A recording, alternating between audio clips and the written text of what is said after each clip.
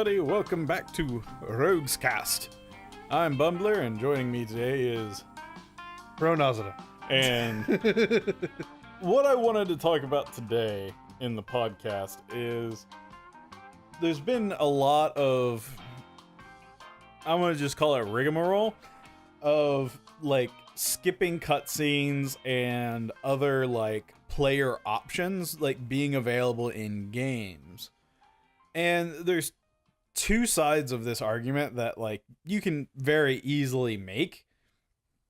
But whenever you have an interactive medium, for me, it's just like you should try and give as many options to your players as possible. Yeah, and one example that you brought up to me earlier was one that was really fascinating to me because I used to be really into playing Final Fantasy 14 a couple years ago, and that was like my go-to game. I've probably put like a good 2,500 hours into that game.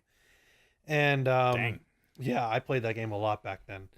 But I remember, in that game, you're going to end up going through dungeons countless times. I mean, and you're going to be going through the same dungeons very much repeatedly, especially if you're trying to do your daily dungeon runs where you get bonuses for just doing a randomized dungeon run with random people. And if you succeed in the run, you get a bonus stuff for helping out other players clear it on their first run. Yeah. So, which encourages people to keep running the same dungeons again because they benefit from it. Yeah. And they benefit from helping other people out. Even besides the regular stuff. But one thing that was really fascinating to me that you shared with me earlier was they recently put out a patch for Final Fantasy 14 that removes the ability to skip the cutscenes in those dungeons. Yeah. That to me is just really fascinating because I remember playing Final Fantasy 14 and I remember in every single dungeon there were cutscenes. There was a cutscene that introduced the dungeon, and there was a cutscene that introduced the boss. And I do remember that you could skip those intros. Yeah. Especially with like big boss battles, like if you're going to fight Leviathan or Ramu or Ifrit or something, you could skip their cutscenes. Yeah. But apparently they added a patch that makes it to where you can no longer skip those cutscenes. Yep. And that just doesn't make sense to me because this is a game where you're going to be repeatedly running the same stuff over and over and over. And I don't think people want to continuously watch a 30-second to minute-long cutscene that they've seen a million times. Yeah, because you're making a dungeon that you could run, pretty quickly, just almost sometimes even double the length. Just because you can't skip the cutscenes. That just flabbergasts me as to why they would remove that feature. And see, this is where the argument comes in. And I guess I should explain the scenario a little bit more before we get too much into like dissecting it. Right. But essentially the two camps is one camp is somebody spent a lot of time and careful planning and just creating the cutscenes, which are an integral part of the game to tell the story. Right. That is a beautiful thing. I respect every animator and motion graphics person and 3D modeler just out there. What y'all do in the game industry is amazing and beautiful, and I want to preface this. I want to prefix that as well. Like I do not I appreciate 100% what these artists go through, the amount of work they go through to create these extremely cinematic cutscenes and these extremely cinematic things that they create in these games to make the world and the experience more immersive. And I greatly do appreciate that. In fact, it's funny. I recently saw a picture on Facebook that described that really well. It said, you can now, basically in a very long way of saying you can now skip the cutscenes in World of Final Fantasy. They patched it to where they added the ability to skip cutscenes. And in the patch notes, it says, I can't remember the exact phrasing, but it was something along the lines of, you can now skip the animations that countless animators put countless and countless amounts of hours into creating skippable with the almighty force of your great thumb. Yeah, it was just that level of passive aggressivism in your patch notes. Is like, one, I thought it was hilarious. Yeah, but it brings up a good point. There are people that are spending tons of time carefully creating these experiences, but time is a commodity for not only the developers but also the consumer. Yes. Something that has like a ton of hours of like gameplay time makes me feel like I'm getting my money's worth. But when you come to replay value, that's where things get tricky. Yeah, because let me tell you something. When I'm playing a game and there's a cutscene involved at any point, I'm not a person who's going to skip the cutscene the first time it plays. If it's a cutscene that I have never seen before, I'm going to let it play out and I want to watch it. Exactly. Because I like watching the cutscenes. Mm-hmm. I want to know what's going on or if there's any other important information I need to know. Exactly. But when I have to repeatedly go through a scenario over and over and over again, or I'm replaying it and I know exactly what it is and I've seen it a bunch of times already. At that point, the cutscene has no value. At that point, the cutscene has no value anymore, and all it's doing is wasting my time because I'm just sitting there anxiously waiting. Come on, I want to get to the fight. I just lost this fight. I want to try again. That's where cutscenes are a tricky business in the game industry, and why having a cutscene skip is, in my opinion, vital to modern gaming. We already, because it's at this point, it's like I've either failed the scenario and I'm loading up a checkpoint and I already know the intro to this fight, I want to get to the outcome. You are now delaying me from having my interactive experience to either try again or continue on with the game. The first time the cutscene has immense value. But after that, after the first experience, then at that point it's a roadblock. It's a speed bump. And that's why it just flabbergasts me, is like, because again, I know I keep bringing up the Final Fantasy 14 thing again, but that's something that flabbergasts me, because that is a game where you go through the same dungeons over and over. Like, there are dungeons in that game that I kid you not, I've probably run, like when I was playing that game, there are multiple dungeons in that game I probably ran like hundreds of times. Yeah. And the thought of having to watch the cutscenes in all those runs every single time just makes me go, no.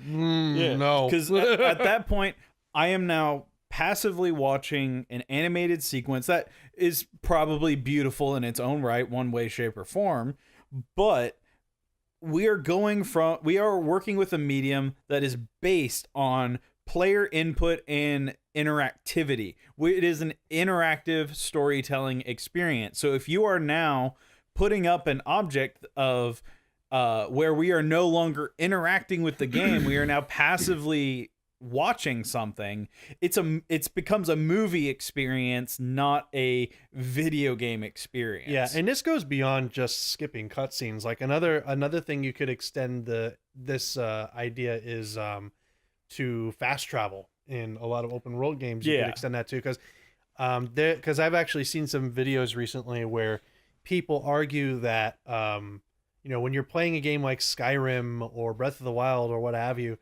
don't use the fast travel mechanic. Try to play the game without the fast travel mechanic, which for the most part I agree with. But there's some people out there who are going as far to say fast travel mechanics should be removed from games outright. No, because here's the thing. Yes, the fast travel mechanic can take away from the immersion of exploring the world. Yeah. And I get where people are coming from with that. If you want to fully experience everything the game has to offer, this very carefully crafted world that these artists have created for you, then it makes sense that you don't use the fast travel mechanic, because that way you're more immersed in the experience of traveling from A to B and encountering the things in between. Well, it's just, and it's kind of it's a differing viewpoint of, is the journey more important because of what happens on the way, or is it the destination? Exactly. And I get where people are coming from, but at the same time, I mean, how many quests are there in Skyrim where all you're doing is delivering a thing to a guy, and then you're going to go back to the same location again anyway. Yeah. Right afterwards. It's just like, I would, And again, that's just quest design. Again, I understand where people are coming from. Like, the journey is more important. I get that. But when I get to my destination and I went through this epic quest to get to that destination, and the only thing I'm doing is giving a thing to a guy, and he's like, okay, thanks, give that guy my regards. And then I have to travel all the way back, go through a whole nother epic adventure just to go tell that guy I delivered a thing. Okay, here's your money. Yeah, and at that point, it's like, what? It's just eating time. Yeah, exactly. And that's what this whole conversation is essentially about, is player choice and time. And this is where because you mentioned players of that viewpoint, this is where I get miffed with them suggesting that fast travel should not be a thing, but I also get miffed at game developers saying, no, you can't skip the cutscenes because we paid people to animate these and it's disrespectful to them. First off, it should be the player's choice to decide how they will experience and interact with the game. And that's where I was going with the fast travel thing too, because my opinion is this: the fast travel is an essential mechanic in open world games now, because what you're doing at that point is you're empowering the player and saying, hey, we've created this big immersive world for you to explore, but you can experience it in any way you want. If you want to never use the fast travel and have an epic adventure between every destination, you can do that. But if you want to save yourself some time to do a quick quest, you can do that too by fast travel. Exactly. And that's what we need more development of, is we need people that aren't relegated to one camp or the other. We need to find that common middle ground to where it's like, it's a mechanic that's in the game that you can choose to use. You can choose to use it. You choose to skip it. That's the whole point, is you're giving the player the power to choose what they want to do. And excuse me, I had a little bit of a hiccup. Going back to the World of Final Fantasy patch notes. I mean, I find that absolutely hilarious. Like the very salt, like you can sense the salt in those patch notes. And you read those patch notes and you just think, I kind of feel bad for skipping the cutscenes. I do too, but it's just like, if I'm watching a movie, I'm preparing myself for a movie experience. If I'm playing a video game, I want to put my hands on a controller or a mouse and keyboard or a cell phone, God forbid, and play a game because I want to interact with the game. You know what? I think, and I'm gonna go. I think that problem was actually resolved by a few games. In fact, I have a few examples too. Well, one example that actually just came to my mind was Dark Souls. Because I think Dark Souls does a really good job resolving this problem of, hey, the cutscene plays out the first time you encounter it, but hey, because the way Dark Souls does it is, when you encounter a boss, the cutscene that introduces the boss plays out. And introduces you to the boss. But, obviously this is Dark Souls. More than likely, your first attempt, you're going to die. Yeah. So what it does is, when you do die to that boss on your first encounter, the boss is just there and waiting. So when you go back, you don't, like, the cutscene doesn't even try to play anymore. You just walk in and the fight starts. Yeah, and the health bar appears and we're ready to rumble. Yep. And in a lot of games, what they'll do is, like, if you want to rewatch that cutscene again, they'll have like a cutscene menu you can go to and like have all the cutscenes layered out in order from beginning to end in which you encounter them. Yeah, so you can rewatch them as much as you want. Exactly, and that's the kind of player focused like game development that should be done. It's like, I view the cutscene, but I'm playing through the game again.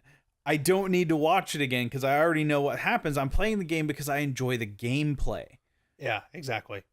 And obviously, there are instances where, if somebody's playing through a game for the 10th time or whatever, maybe they do want to watch the cutscenes again, and that's great.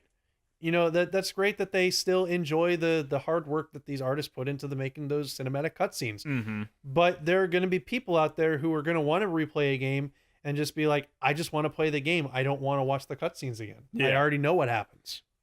So one game that I wanted to talk about, and this is a little bit more forward thinking. So this goes beyond cutscene skipping, and this goes into how they tell the story, but more specifically when they tell the story. And the game I want to reference is the latest God of War. Okay, God of War. The one reboot. with Atreus, the boy. Boy. Yeah. So what they do is, a lot of the times whenever you interact with a new character, things are going on. You're walking with them. You're traveling to their house. You're going and doing going to destinations. They're telling the story and also all of the flavor of the world given by Emir. When you're in the boat, he's telling stories about the lore and the mythology and getting while into you're rowing the boat, while you're traveling. So you are rewarding the player for not fast traveling, but actually going through the motions and traversing the world. Because if I had fast traveled everywhere, I wouldn't have heard over like half of the stories that Emir has to tell. And that's a beautiful way to do it. So if you want to fast travel, you still have that option in that game. After you go there the first time, you have that option.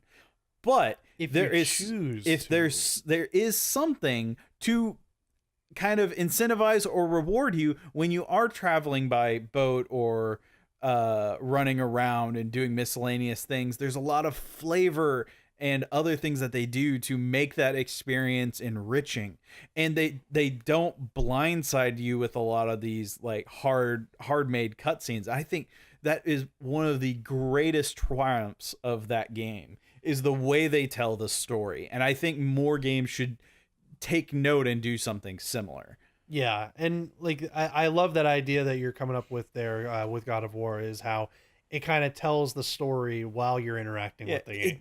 It doesn't interrupt it. It's a supporting element, and that's what the story should be. Story is paramount. Don't get me wrong. If you're going to have a RPG, it has to have a good story. You can't devalue that, and you have to have all the emotions that go with it. I agree. If you're playing an RPG or some kind of adventure game that involves a lot of character development, so on and so forth, obviously story is extremely paramount, and there are lots of developers who have epic stories that they want to tell, and I get that. There's like, we're not devaluing that at all. Stories in games are extremely important, but what needs to be remembered about video games is that they're video games. It's an interactive story. It's an interactive story. You want the player to be interacting with what's going on, because the entire purpose of playing a video game is interacting with that world, with the characters, with the story.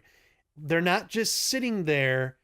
Like when I pick up a controller and get ready to play a game, I am not preparing myself to just sit there and watch something. I'm preparing myself to interact with an experience with my own two hands. Yeah. And that's one thing that these publishers and developers need to remember, because I get it. They put a lot of hard work into making these cutscenes and these stories. I get that. But you have to keep in mind is that people are playing the game to play the game, not watch. This is where I have a problem with the comment that the developer made, is that, you know, with the almighty press of a button, you can skip the cutscene and not pay attention to all of the hard work that these people did. This is where I have the problem with that statement, is that what you are doing at that point is you're not only calling out like a specific group of people in your industry, which is horribly wrong, because at that point you're trying to out your fans, essentially, which is something we've already talked about in another podcast. But one, that is a big no-no. And two, whenever I'm playing a video game, I don't want to see the amazing thing. I want to be the one that instigated the amazing thing. I want to do the amazing thing. Let me be amazing. I want to be the guy who throws the giant turtle on top of the snake to kill it. Exactly. I want to do that. It's just, so, you know, that's what it is. It's like, if something is big and epic and happening, let me be a part of it. Don't essentially turn off my controller and turn it into a useless brick for a limited duration until I regain control of my character. Yeah. And I mean, in terms of like cutscenes where you're not interacting with the experience, I personally don't have any problem with cutscenes. I want to make that absolutely clear. I don't have any issues with cutscenes in games. None whatsoever. There are plenty of games that I love that have cutscenes that I love to watch. Yeah. That's not what's being said here. Cutscenes are amazing, and I know a lot of work goes into making them. And honestly, like the new Smash Brothers game's coming. The new Smash Brothers game is coming. It's got a new story mode now. I'm honestly hoping for a lot of like really cool looking cutscenes in that. So that's not what I'm saying. Cutscenes are awesome, and I love the amount of work and passion that the artists put into these cutscenes.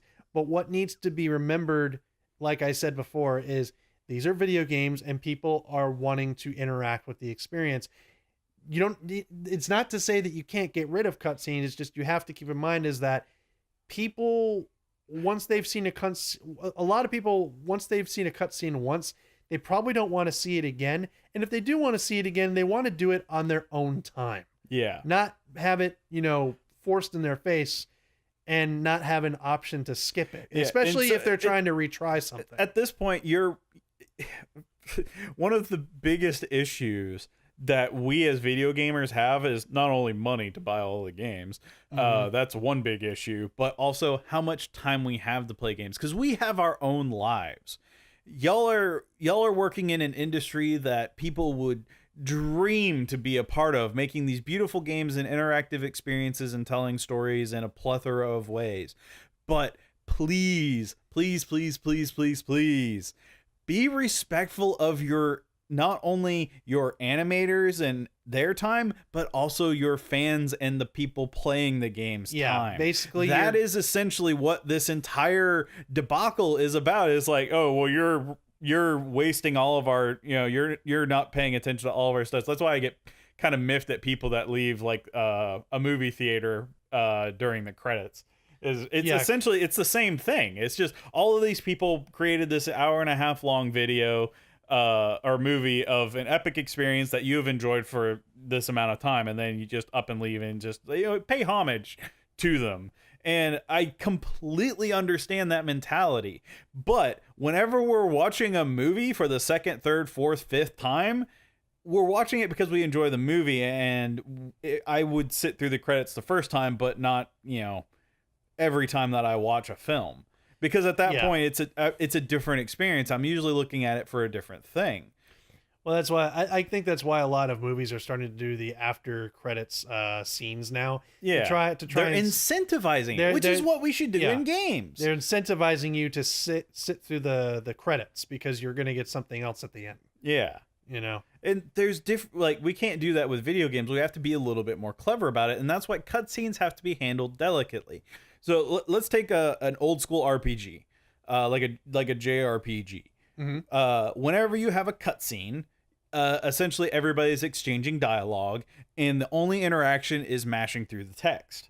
So you read the dialogue, move on to the next dialogue box until I regain control of my character. What we're essentially doing is we're creating different flows of speed, especially if it's like an action game, which is really disjointing. Is like, okay, my adrenaline's pumping, I just went through this epic fight with all this other things, and then now I'm doing nothing for 3 minutes because people are talking to me.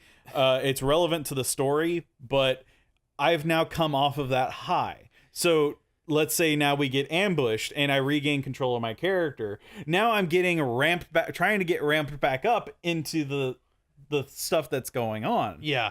But you're just trying to rush through the cutscene because you want to get back to trying that fight again. It's like stop and go traffic. That's why cutscenes can be frustrating for players. Yeah, like a perfect example was and this will be out by now, I think. But we recently played through Harry Potter and the Sorcerer's Stone.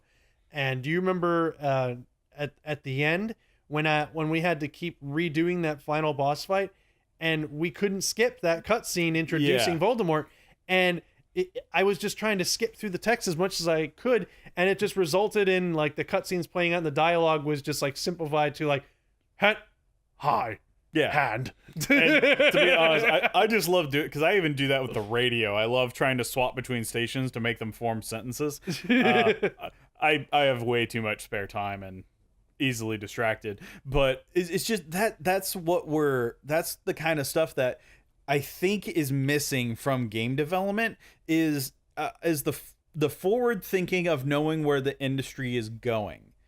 And within the last 4 years, let's plays, live streaming, and a bunch of other just like innovations to the game development industry has changed drastically. People are sharing games in a plethora of new ways that like the early JRPGs didn't have. The internet wasn't there when the NES was out. And so it's just like the way that we've interacted with games needs to be forward thinking and innovative to keep up with the times and how people are sharing and interacting with their games. And with all of the just crazy amount of distractions and life and everything else that's going on. So whenever I'm playing a game, that is my precious me time. I am either taking time to either play with friends or I'm playing with myself and I want my own unique experience. And then whenever I see a game developer is just like, you're shitting on all of the work that we've done because you're skipping a cutscene, it's just like, no, you're disrespecting me and not respecting my time. Yeah. And that is one of the biggest sins in my book is you can disrespect me, I can laugh it off and go do my own thing and ignore you. But when you disrespect my time and waste my time, oh no. I could have been doing better things with my life. But I have chosen to spend my money and my time playing your game. Yes. And damn. And that's why this statement, like, this is why I wanted to talk about this on the podcast. It's just like, I get where you're coming from because I shoot videos and I do a lot of other things and I know how much time animating takes. Trust me. Yeah, I get what it is too because we're both video editors. You can a 30-second animation can take like a week for to like develop at times. Oh, trust me. I was working on a noggin video last night and just a quick stupid little 15-second animation of Wario getting smacked in the face by a girder took half an hour to do. Yeah, it's just anything involving animation takes a long time. And then when you get into 3D on top of that, modeling the characters, rigging them, and everything, that increases exponentially even more. I totally understand. But remember, y'all are getting paid to do that. I had to pay to play the game and have that experience. So I'm paying you so I can enjoy something. You are getting paid to animate and make that. Basically what it is, you know, like any gamer with a decent mind is going to respect the time of the artist who put all that work into those cutscenes, who put all that work into telling those stories. And, you know, again, we respect that, but it's also the job of the game developer and publisher to respect the time of the people who are going to be playing the game and give people the power to play the game however they want, because everybody has different schedules. Everybody, you know, has a certain amount of time that they can play games and a certain amount of time that they can't.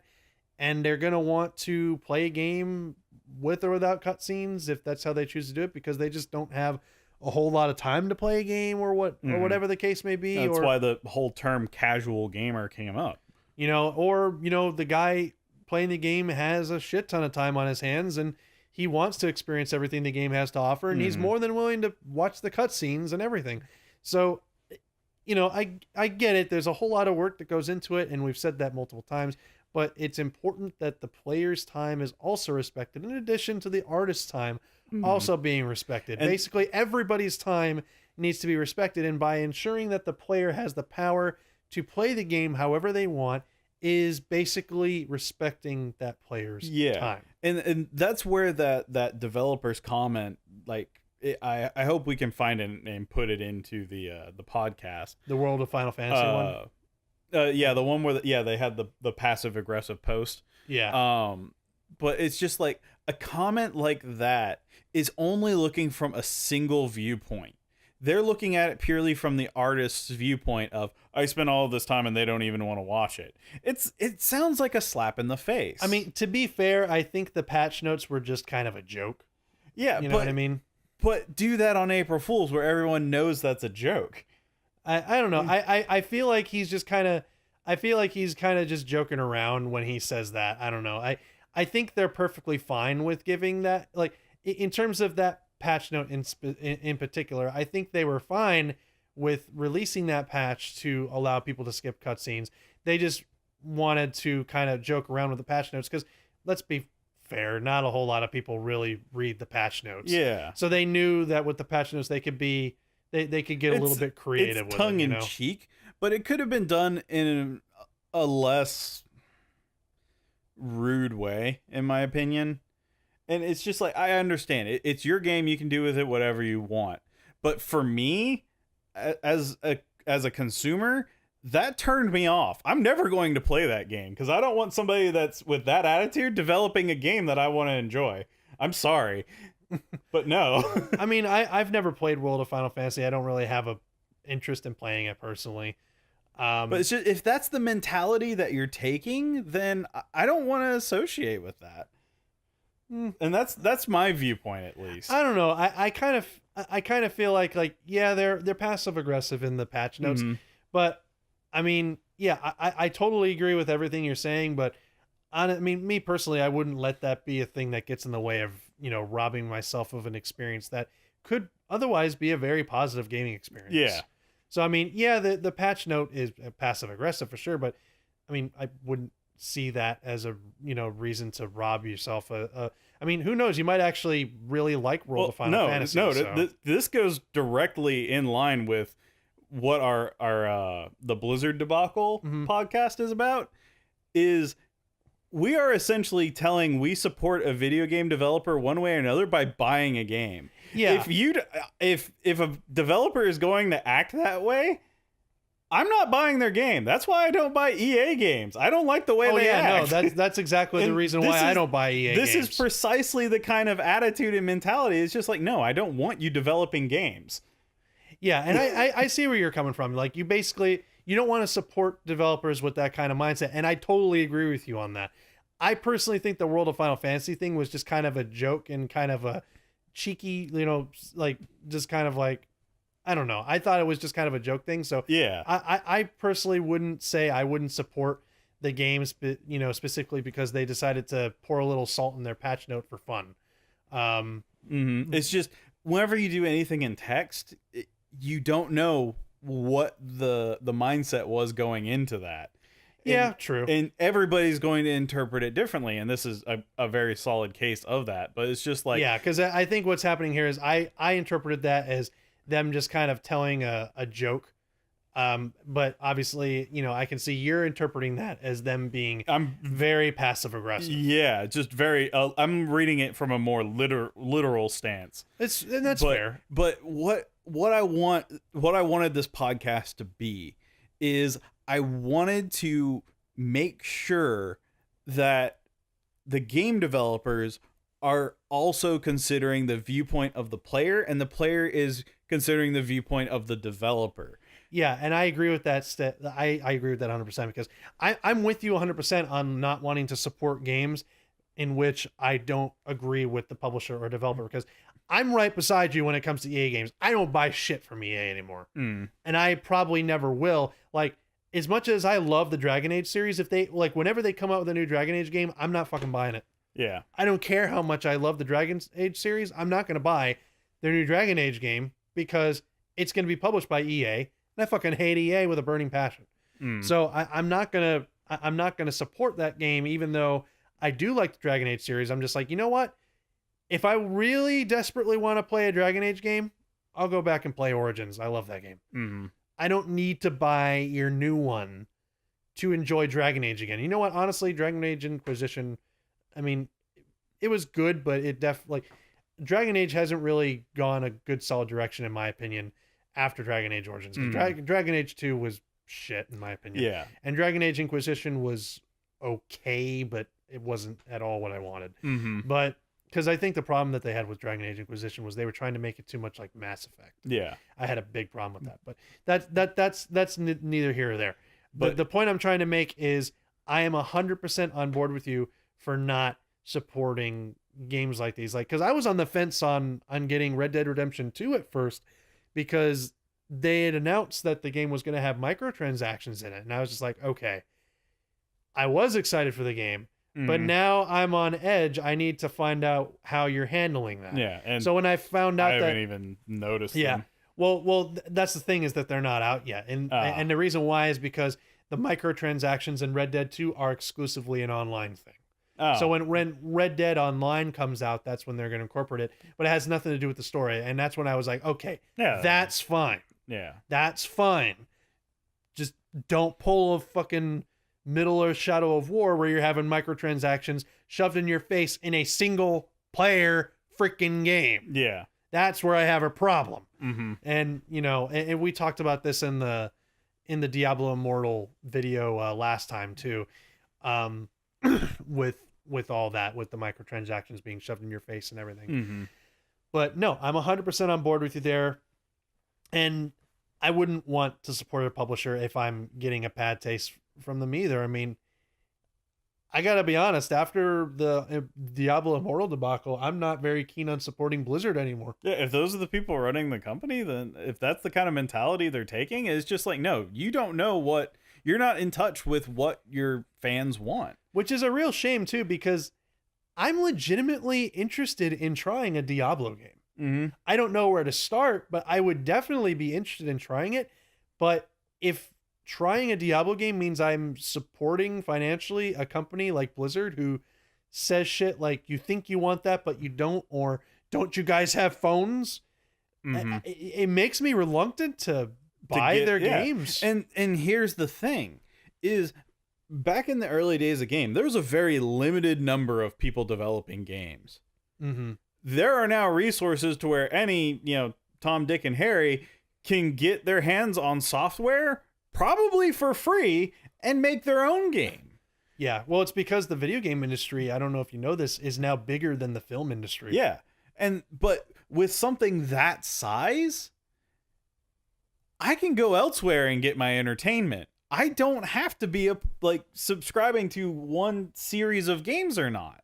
Mm-hmm. I can essentially scratch that itch in any way I choose, because there's so many options. Exactly. So if you're going to try and just jab your fans that way, I mean, it doesn't really seem like a smart move, because you're just telling people that, like, either you don't care or you just don't respect them. Yeah, and that's exactly the reason why I don't support EA games either. And that's a reason why I'm still a bit skeptical on Ubisoft too, because Ubisoft has had a good attitude, but Assassin's Creed Odyssey, everybody says, is an amazing game, but it's a single player game with microtransactions, and I can't support that. That's your choice, because at that point you're deciding not to spend money on it, and that essentially, it's like we're voting on games based with money. Essentially, kind of what it feels like is we're telling developers what we like or don't like. It ultimately comes down to, you need to tell what these companies what you want with your wallet. Yeah. So if you're gonna tell a company, I don't like this and I don't want it, you have to not give them your money. Yeah, and that's why it's just like the World of Final Fantasy game. I want it to succeed. I want games to be beautiful and fun and interactive, but I want to make sure that people are doing it in a way that is respectful to their clients, the people that are actually allowing because if nobody bought their games, nobody would be animating, nobody would be making these, and the entire industry would crumble. These people would be out of work, or they would have to get involved in some other industry that had animation. And I don't want that to happen. These people are extremely talented at crafting visual and story elements that are just a joy to be immersed in. I don't want that to happen. I want things to be better and good, but you can do it in a tasteful manner. Yeah, you got to do it in a tasteful manner, and you need to also give power to the players. It's that old motto that GameStop used to go off of. I think they still go off of. I hate GameStop with a burning passion, but their motto is a good one. power to the players. That is a good motto. Yeah. So it's just try and give your players the choice of how they want to experience the game. And that is one of the best things you can do as a game developer, in my opinion, is I've created this entire world or this scenario, and you are creating how they interact with that world. But the more options you can gives them that much more immersion in the world that they are invested in. Because like if I was playing a game like Red Dead 2 and it didn't have any kind of fast travel, because you can fast travel from camp, and there's also stagecoaches that you can fast travel to. Right. That adds an immersion to the world of realism. It's just like, okay, I'll pay some money and they'll take me here, and then I can, get there quicker in game sense.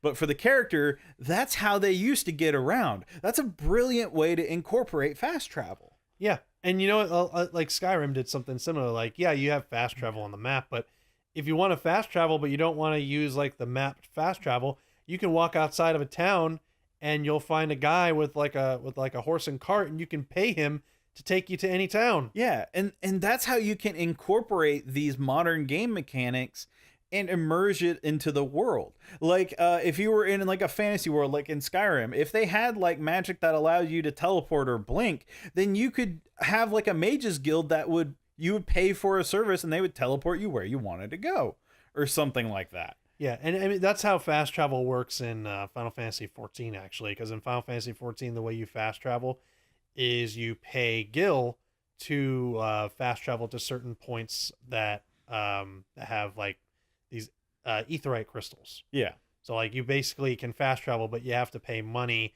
to utilize aetheryte crystal warp stations to fast travel. Yeah. Which, there's it's canon, they're warp crystals. They can be used to teleport from place to place. Yeah. And so it's an interesting way to incorporate fast travel. I feel like we can take that mentality and add it and apply it to cutscenes.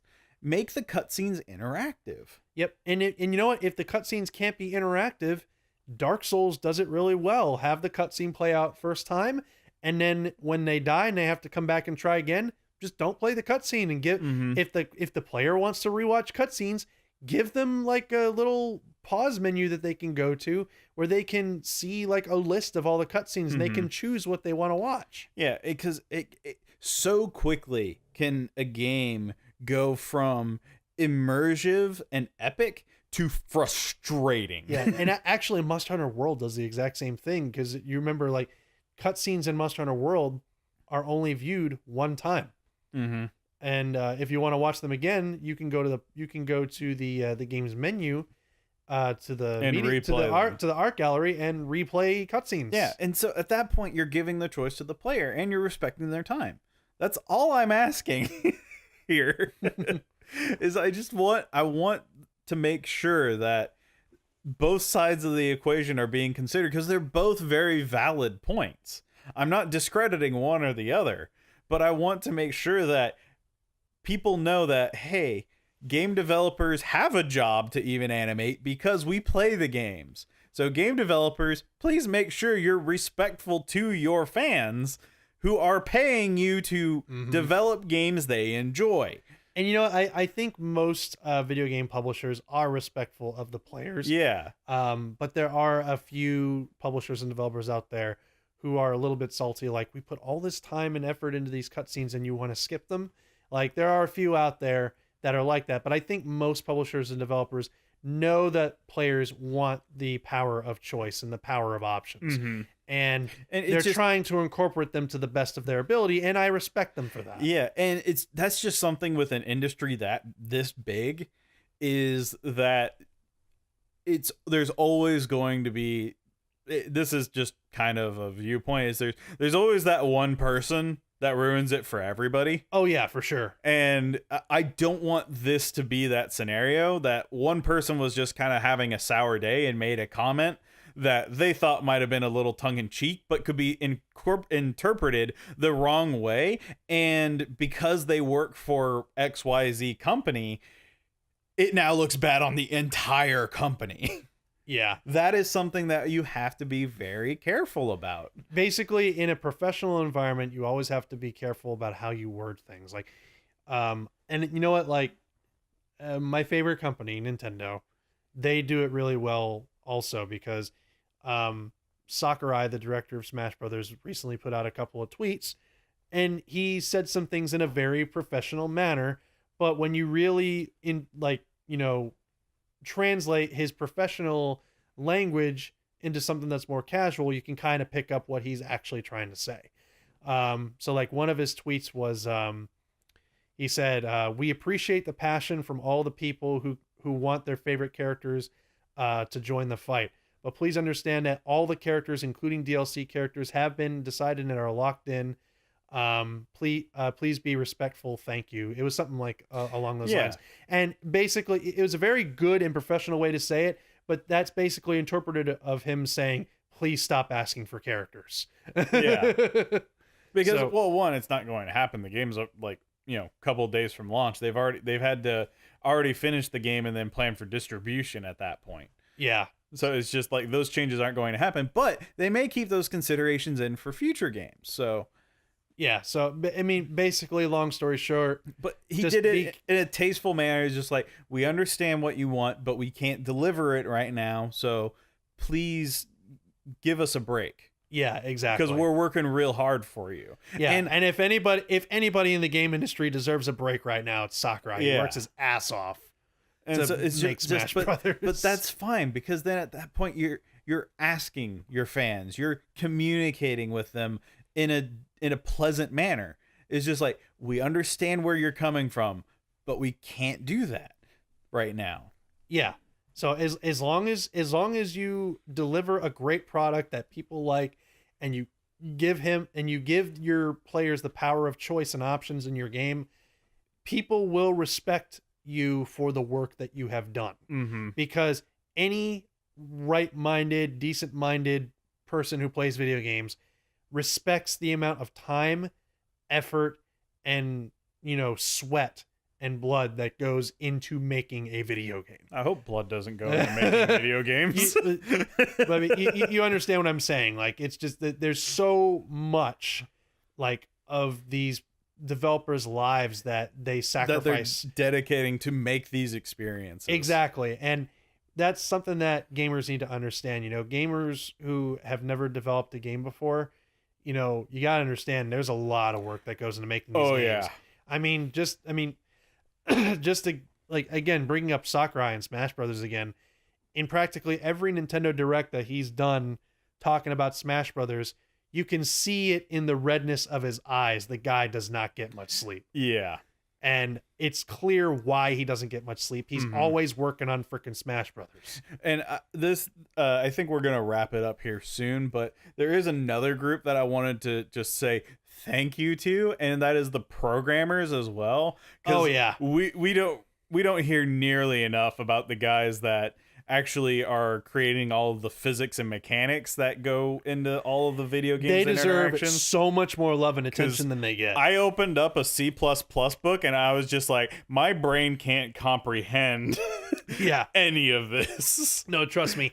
I've taken programming classes before, and like, it took so much effort out of me and so much work just to make one really simple web page in Dreamweaver. Mm-hmm. It is there's so much work that goes into it. It's so much has to be given up from a person's life to program and make these games. It's just, like, basically people who, really bug the heck out of these game developers, it's 100% on, I'm 100% on board with being critical with these publishers and developers saying, hey, I think you can improve in areas. Here's what I think you should be doing. That's fine. Speak your voices. Obviously, we're speaking our voices right now. Yeah. And that's a really important thing to be doing as a community, to let these companies know what the consumer wants. But also remember how hard these people are working to give you an amazing game. Mm-hmm. There's a lot that goes into it, a lot more than you might think. Mm-hmm. So game developers, You are magicians of the modern age, and I salute you. Thank you yeah. for creating the experiences we enjoy. But please remember, be respectful to your fans too. Exactly. And that's ultimately the whole message of this podcast is game developers, we salute you for everything that you guys do, and you have all the respect in the world, but just always remember to just respect your fans and respect your fans' time, and just make sure you respect like the criticisms and the reviews and advice on improvements that they are giving to try and help you be better at what you do, because there's always room for improvement. There's always ways to make something better. It's awesome that you're so passionate and proud of the products that you create, and that's always amazing. And again, we salute you, but there's always room for improvement, and there's always room to listen to people who are telling you, hey, this game is legendary. It is one of the best games I have ever played in the past 10 years, but I think it could use some improvements here and here and here. This would make it better. Yeah. Because even a video game that can be considered the best game of all time can still use improvements. There's no such thing as a video game with no flaws. So be respectful to your fans and empower your players. Yes, exactly. But at the same time, we salute you for all the hard work you guys do. You guys are amazing. I've tried and failed at it. So have I. And also, I know he doesn't understand English very well, but I'm still going to say it. Sakurai, take a break, man. You fucking deserve it. You work your ass off. You've given us amazing Smash Brothers games. Take a freaking break. You deserve it. That goes for every video game developer. You guys need to take some time whenever possible to take a break, because you guys deserve time off. You really do. You guys work so hard, but just remember to respect your fans, and they will always respect you back. So is there anything else that we wanted to talk about? No, I think that just about wraps it up. So thank you everybody for joining us. As we talked about the topic of empowering players and game development a little bit. But if you want to rant and rave at us in the comments below and let us know what we can do and improve, or if you have something to chime in about this subject, about your viewpoint one way or another, let us know in the comments below. I'd be happy to hear from you. Yeah, we'd be happy to hear from you. I mean, if you think we're completely wrong about all of this and you have an opinion of your own, talk about it. Let's have a talk. So that's the whole point of these RoguesCasts, is to have a conversation. So, but anyway, we're going to close that out for now. Signing off, I'm Pro Nosidda. And I'm best served at room temperature. And he's Bumblure. You guys have a good one. Bye-bye.